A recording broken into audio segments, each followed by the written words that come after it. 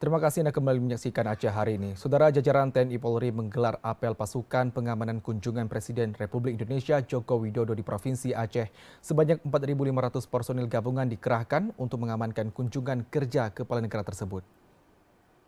Komando Daerah Militer Iskandar Muda, Majen TNI Niko Fahrizal memimpin apel gelar pasukan pengamanan kunjungan kerja Presiden Republik Indonesia Joko Widodo di Aceh pada Senin pagi.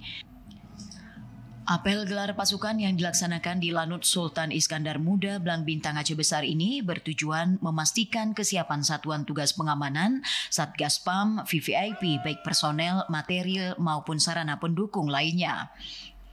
Pangdam Iskandar Muda menyebutkan sebanyak 4.500 personel gabungan dikerahkan untuk mengamankan kunjungan kerja kepala negara ke Provinsi Aceh. Pangdam Iskandar Muda mengingatkan seluruh prajurit yang terlibat untuk dapat menjalankan operasi ini dengan rasa penuh tanggung jawab dan selalu berkoordinasi dengan seluruh jajaran. Pesan kepada prajurit, saya sampaikan bahwa inilah tugas operasi, bahwa ini adalah SOP yang harus dilaksanakan, maka laksanakanlah secara profesional. Dan kepada masyarakat, saya yakin masyarakat Aceh semuanya memahami tentang pemulihan Jameh. Yang yakin, sangat yakin akan menempatkan diri yang sebaik-baik mungkin dalam rangka menerima kunjungan pimpinan tertinggi kita ke wilayah kita ini.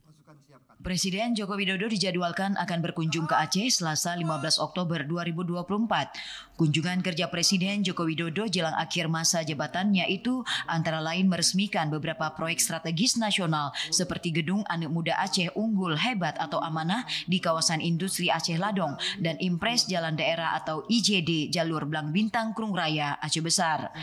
Tim Liputan TVRI Aceh melaporkan.